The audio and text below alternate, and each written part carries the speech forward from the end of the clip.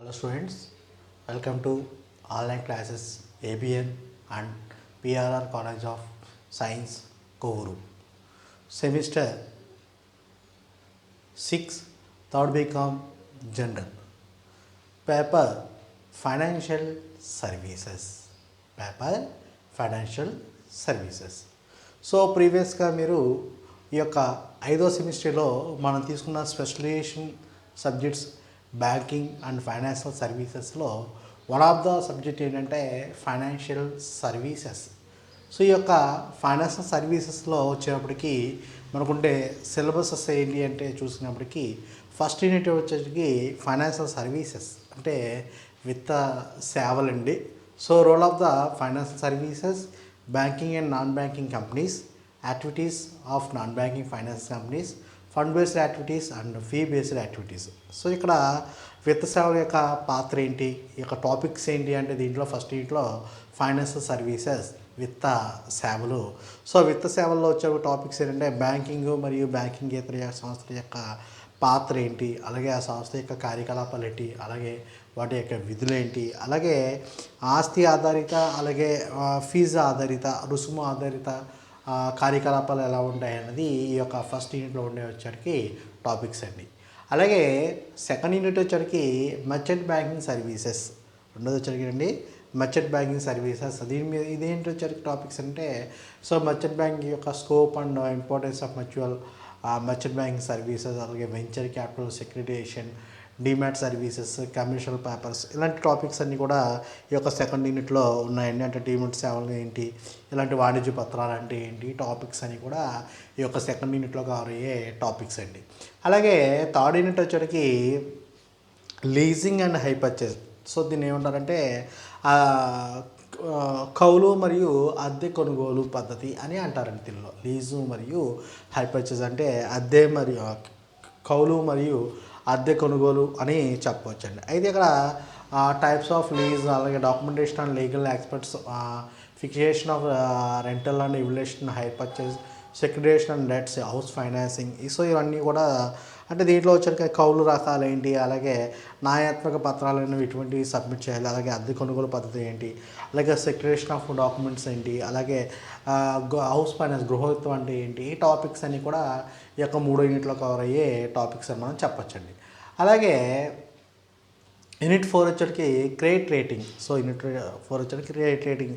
So తెలుగులో కూడా మనం దీన్ని క్రెడిట్ రేటింగ్ అంటే purpose and types, credit rating symbols, అలాగే agencies, CRI, SIL and care and equity, assessments, grading, అలాగే మ్యూచువల్ ఫండ్స్. అంటే క్రెడిట్ కార్డు యొక్క ఉపయోగాలు ఏంటి, ఏజెన్సీ, అలాగే credit rating information service of India limited, అలాగే సిఐఆర్ఈ, అలాగే ఈక్విటీ ప్రజెంటేషన్ అండ్ గ్రేడింగ్, వీటి మధ్య వ్యత్యాసాలు ఏంటి, రాబడి మరియు పన్నుల మధ్య వ్యత్యాసాలు ఏంటి, శ్రేణి మధ్య వ్యత్యాసాలు ఏంటి, మ్యూచువల్ ఫండ్స్, పరస్పర నిధులు ఏంటి అనేది టాపిక్స్ దీంట్లో కవర్ అయ్యే టాపిక్స్ అని మనం చెప్పచ్చండి.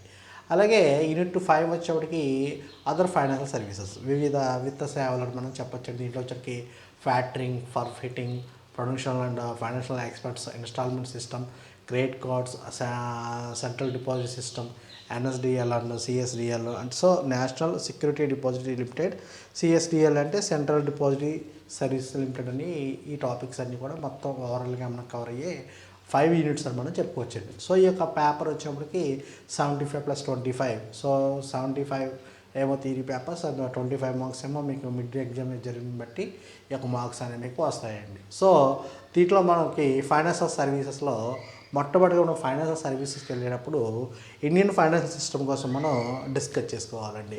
ఇండియన్ ఫైనాన్షియల్ సిస్టమ్ కోసం మనం డిస్కస్ చేసుకోవాలి. సో ఈ యొక్క ఇండియన్ ఫైనాన్షియల్ సిస్టమ్ని ఎలా డివైడ్ చేయొచ్చు అంటే 4 టైప్స్ మనం డివైడ్ చేయొచ్చండి. Indian financial divided to in 4 types. First one is financial institutions, second one is financial market, third one is financial instruments, fourth one is financial services.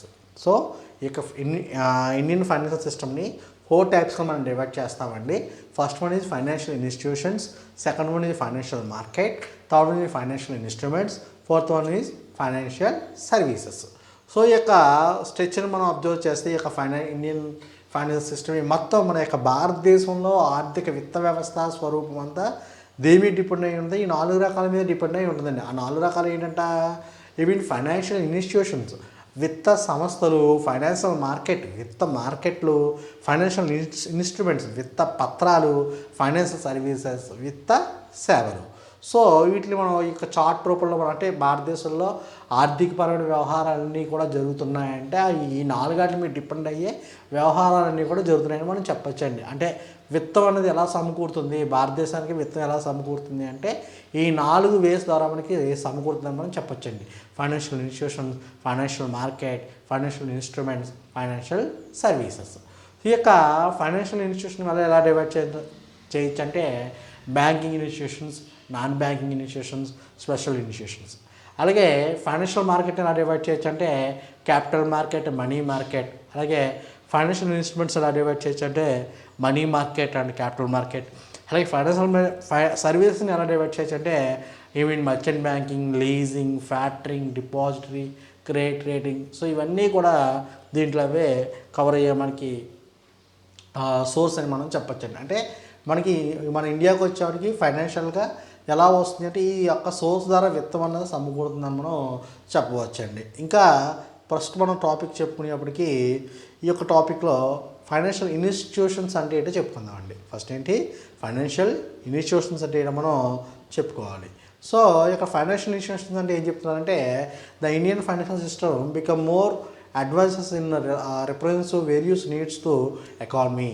The financial institutions companies of banking and non-banking institutions, especially institutions and non-banking financial ఇంటర్మీడియేటర్స్ అని చెప్పొచ్చండి. So ఇక్కడ institutions అంటే ఏంటి, సంస్థలు వస్తాయండి. అంటే విత్త సంస్థలు ఏమొస్తాయంటే మన యొక్క భారతదేశం యొక్క పద్ధతిలో ఈ యొక్క రెస్పాన్సిబిలిటీ అలాగే వేరియస్ ఈ యొక్క ఎకనామిక్ ఆర్థికపరమైన వ్యవహారాల్లో చూస్తున్నవాడికి ముఖ్య పాత్ర వహిస్తున్నాయని మనం చెప్పచ్చండి. సో ఆ యొక్క ముఖ్య పాత్రలో మనం వచ్చేటికి ఏమేమి ఉంటాయంటే అయితే ఇక్కడ విత్త సంస్థ వచ్చేటికి అంటే పొదుపు చేసేవారు ఎవరైతే ఉంటారో అంటే సేవింగ్ చేసేవారు ఎవరు ఉంటారో వారి దగ్గర నుంచి పెట్టుబడిగా పెట్టే వారికి మధ్యవర్తులుగా వ్యవహరించే సంస్థలే విత్త సంస్థలు మనం చెప్పచ్చండి. ఏంటి ఇన్వెస్ట్మెంట్స్ కావాలి అలాగే పొదుపు చేసేవారికి వీరిద్దరి మధ్య ఉండే వాటిల్లే ఫైనాన్షియల్ ఇన్స్టిట్యూషన్స్ అని మనం చెప్పచ్చండి. అయితే ఈ యొక్క విత్త సంస్థలు అనేవి ఎలా ఉంటాయంటే బ్యాంకింగ్ సంస్థలు కానీ అలాగే బ్యాంకింగ్ ఇతర సంస్థలు కానీ అలాగే ప్రత్యేకమైన సంస్థలు కానీ అలాగే బ్యాంకులు కానీ సహకార పరపర సంఘాలు కానీ సో ఇవన్నీ కూడా ఫైనాన్షియల్ ఇన్స్టిట్యూషన్స్లోకి వస్తాయని మనం చెప్పచ్చండి. తర్వాత వచ్చేటికి ఫైనాన్షియల్ మార్కెట్ ఉండదు వచ్చేయండి. Financial market, A financial market may be defined as the market in which financial assets or credit of transfer credit instruments of different types of as cash, checks, bills, bank deposits, bond, shares etcetera. ఈ యొక్క financial market వచ్చేసి మనం ఎలా divide చేస్తామంటే రుణదాతలు రుణగ్రస్తులను అనుసంధానం చేసే market మనం ఇది చెప్పొచ్చండి. అంటే డెటార్స్ని క్రెడిటర్స్ని అనుసంధానం చేసే మార్కెట్నే ఇక ఫైనాన్షియల్ మార్కెట్ అని మనం చెప్పొచ్చండి. అయితే ఏవైతే ఈ యొక్క చెక్స్ కానీ లేకపోతే బిల్స్ కానీ బ్యాంక్ డిపాజిట్స్ కానీ బాండ్స్ కానీ షేర్స్ కానీ జారీ చేసే ఏదైతే ఉంటుందో ఆ యొక్క ద్రవ్య రుణాన్ని కూడా ఈ యొక్క ఫైనాన్షియల్ మార్కెట్లోకి వస్తాయని మనం చెప్పచ్చండి. తర్వాత వచ్చేటికి ఫైనాన్షియల్ ఇన్స్ట్రుమెంట్స్ అంటే పత్రాలనే ఒక అర్థాన్ని వస్తుందండి. విత్త పత్రాలు, the money market instruments, money is at called a short notice, అలాగే treasury bills, certificate of deposits, commercial papers and commercial bills, the capital market instruments in equity shares, debentures, government bonds etcetera. ఈ యొక్క financial పత్రాలు వచ్చేటికి ఏమంటే ద్రవ్య పొదుపులు పెట్టుబడిగా మార్చే పత్రాలనే ద్రవ్య పత్రాలని మనం చెప్పచ్చండి. ఏవైతే ద్రవ్య పత్రాలు ఉంటాయో ఆ ద్రవ్య పత్రాలని పొదుపులోకి ద్రవ్యంలోకి మార్చే పత్రాలని మనం ఏమంటామంటే ఈ యొక్క పత్రాల మార్కెట్ అని మనం చెప్పచ్చు. వీటిలో ఏముంటాయంటే ఇవి ద్రవ్య పత్రాలు కానీ వినిమయ బిల్లులు కానీ ప్రామిసరీ నోట్లు కానీ లేకపోతే ట్రెజరీ బిల్లులు కానీ బ్యాంక్ డిపాజిట్లు కానీ లేకపోతే వాణిజ్య పత్రాలు కానీ ఇలాంటి మొదలగు అన్నీ కూడా ఈ మార్కెట్లో మనకు ఉంటాయని మనం ఈ యొక్క విత్త పత్రాల మార్కెట్లో ఉంటాయని మనం చెప్పవచ్చండి. అలాగే ఫైనాన్షియల్ సర్వీసెస్, విత్త సేవలు అంటే మన యొక్క సబ్జెక్ట్ పరంగా మన యొక్క యూనిట్ పరంగా ఈ యొక్క ఫైనాన్షియల్ సర్వీస్ ఎక్కడి నుంచి వచ్చింది అన్నప్పటికీ ఇది financial services. So financial services అంటే ఏంటి, విత్త సేవలు అంటే ఏంటి, పొదుపు పెట్టడంలోకి మార్చడానికి అవసరమయ్యే మరియు ఉపయోగపడే కార్యకలాపాల సముదాయమే విత్త సేవలు అని చెప్పొచ్చండి. A financial service sector forms of significant part of the financial system. The sector has been containing terms all activities which are of financial nature are called a financial services. So ఇక్కడ పొదుపుని పెట్టుబడిలోకి మార్చడానికి అవసరమయ్యే మరియు ఉపయోగపడే కార్యకలాపాల సముదాయమే విత్త సేవలు లేదా ఆర్థిక సేవలు అంట చెప్తారండి. అలాగే ఇందులో ఏ కార్యకలాపం అయితే పొదుపును పెట్టుబడిగా మార్చడానికి నిర్దేశించి అవి కూడా విత్త సేవల పరిధిలోకే వస్తాయండి. సో ఏదైతే పొదుపుని పెట్టుబడుల్లోకి మార్చడానికి ఉపయోగపడుతుంటే అటువంటి అన్నీ కూడా విత్త సేవల్లోకి వస్తాయి మనం చెప్పచ్చండి. సో ఈ టాపిక్ ఏంటంటే మనకి అసలు ఫైనాన్షియల్ స్ట్రక్చర్, మన ఇండియన్ ఫైనాన్షియల్ స్ట్రక్చర్ అనేది ఎలా ఉంటుంది, మన యొక్క ఫైనాన్షియల్ యొక్క ఎలా డివైడ్ చేయాలి ఏంటి అన్నది, అక్కడ ఫైనాన్షియల్ సర్వీస్ అనేది ఎలా ఉద్భవించింది ఏంటి అన్నదే ఈ టాపిక్ అండి. సో ఇక్కడ ఇండియన్ ఫైనాన్షియల్ సిస్టమ్ వచ్చేటికి 4 టైప్స్ కింద డివైడ్ చేస్తాం. Financial institutions, financial market, financial instruments, financial services. So financial institutions అంటే ఏంటి, banking, non banking, special institutions. అలాగే ఫైనాన్షియల్ మార్కెట్ ఏంటి, capital market, money market. Financial అలాగే గిఫ్ట్ ఎడ్జరీ సెక్యూరిటీస్, గవర్నమెంట్ సెక్యూరిటీస్. అలాగే financial instruments అంటే money market and capital market. అలాగే finance service అంటే so మనకి ఈ సర్వీస్లోకి మర్చెంట్ బ్యాంకింగ్ కానీ, లీజింగ్ కానీ, ఫ్యాక్టరింగ్ కానీ, ఫర్ఫీటింగ్ కానీ, డిపాజిట్ కానీ, క్రెడిట్ కార్డ్ కానీ, సో ఇవన్నీ కూడా ఫైనాన్స్ సర్వీస్లోకి వస్తాయండి. సో నెక్స్ట్ క్లాస్లో ఇంకొక టాపిక్ మనం ఎక్స్ప్లెయిన్ చేసుకుందామండి. Thank you students.